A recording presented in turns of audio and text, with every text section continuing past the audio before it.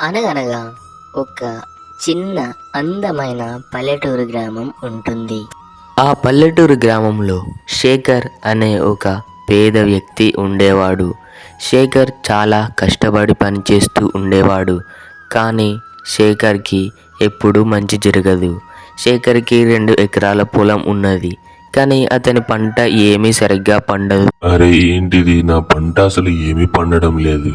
నాకు ఎప్పుడు ఇలానే జరుగుతుంది. ఎందుకు ఇలా నాకు అర్థం కావట్లేదు.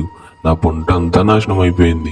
జానకి, ఈ సంవత్సరం మన పంట ఏమీ సరిగ్గా పండడం లేదు. ఈ సంవత్సరం మన పొలంలో లాభం రాదు, మనకే ఇంకా నష్టం వస్తుంది. నాకు చాలా బాధగా ఉంది. కానీ నేను ఏదో ఒకటి తప్పగా చేస్తాను. మన కుటుంబాన్ని ఒక స్థాయికి ఎదిగేలా తప్పకుండా నేను చేస్తాను.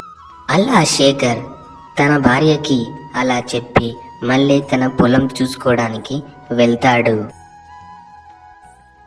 ఇలా శేఖర్ తన పొలాన్ని చూసుకొని ఇంటికి వస్తుండగా ఒక బాబు శేఖర్ ముందు ఏడుస్తూ కనబడతాడు.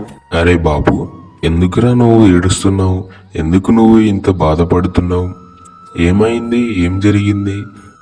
నాకు ఈరోజు చాలా బాధగా ఉంది అంకుల్. ఎందుకంటే నేను మా అమ్మని టీ చేసి పెట్టమన్నాను, కానీ మా అమ్మ టీ చేయలేదు. అందుకే నేను ఇంట్లో నుంచి బయటికి వచ్చి ఏడుస్తున్నాను. కనీసం మన ఊరిలో ఒక్క టీ కొట్టు కూడా లేదు. అందుకే నేను ఏడుస్తున్నాను. జానకి, నాకు మంచి ఉపాయం వచ్చింది. అది ఏంటంటే, నేను ఇందాకలా పొలం దగ్గరికి వెళ్ళి వస్తుండగా ఒక బాబు ఏడ్చాడు. ఎందుకంటే వాళ్ళ అమ్మ టీ పెట్టలేదని ఏడ్చాడు. అందుకే నేను మన ఊరిలో ఒక టీ కొట్టు పెడతాను. మన ఊరిలో పానీపూరి బండి ఉంది, బజ్జీల బండి ఉంది, కానీ టీ కొట్టు మాత్రం లేదు.